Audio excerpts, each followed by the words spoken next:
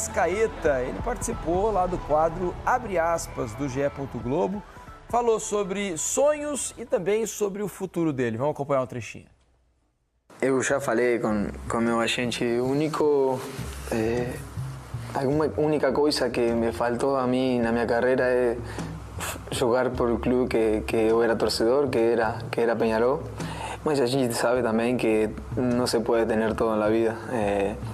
E como um dia eu falei para Landim, chamei para falar a ele e falei assim, presidente, se tenho a possibilidade, eu quero me aposentar aqui. Depois aí vai ser com vocês. Eu sou muito novo ainda, tem muita coisa ainda por acontecer, mas a cidade, o equipo, Flamengo, é uma conexão muito forte. É isso, ele falou sobre diversos assuntos nessa entrevista, né? Uma longa entrevista.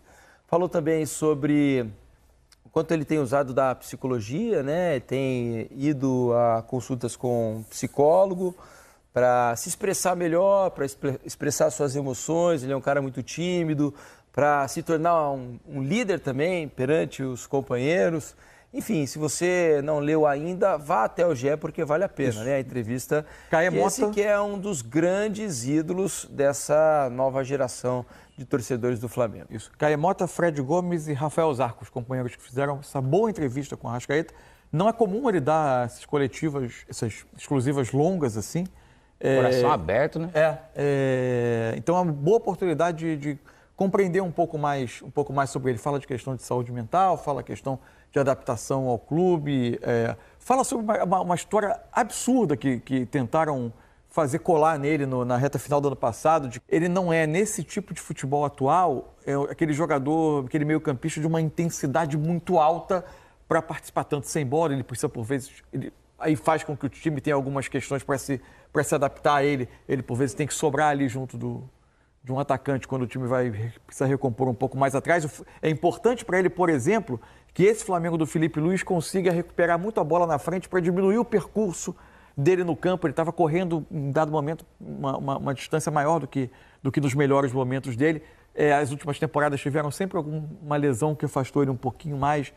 Especialmente, ele afastou muito. Não deixando ele passar muito da metade dos jogos do time na temporada. Essa ainda teve a questão que ele ficou fora as 9 rodadas da Copa América. Mas, enfim, agora, no todo, é um camisa 10 talentosíssimo, né? Aliás, camisa 10 é uma questão. Ele revela que pode assumir a camisa 10 a partir dessa temporada, né? Já que Gabriel Barbosa, que é o atual camisa 10, deixou o Flamengo, ele que é o 14, né? Desde que chegou, pode assumir a camisa 10, que foi de Zico.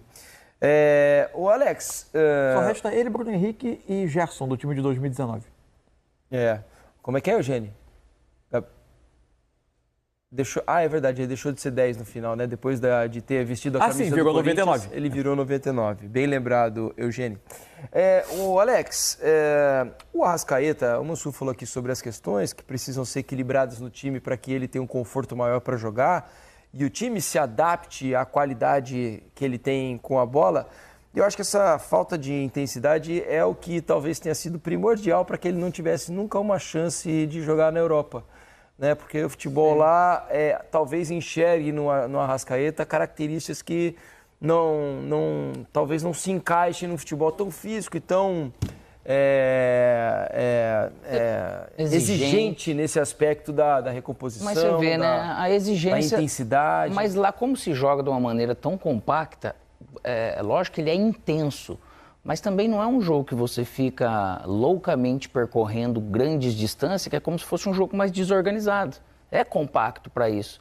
Só que é algo até que não ajude, de repente, ele jogar tanto na própria seleção, dependendo dos treinadores. Se tem treinador que se tem uma outra opção, que é mais intenso, com a característica parecida, mas mesmo que não o mesmo talento desse tipo de jogador, hoje ele acaba preterindo, né, vamos dizer, né? E sabe o que eu acho hoje em dia, na realidade do futebol brasileiro atual? A gente precisa, às vezes, pensar em alguns tipos de jogador. Quando a gente fala de Europa, qual é a Europa, né? Porque, assim... Quando o Arrascaeta definitivamente desabrocha como um grande jogador no Flamengo, 2019, por exemplo, 5 anos atrás, Arrascaeta com 25 anos. Sim. Já não é a idade que hoje as grandes grifes da Europa estão buscando.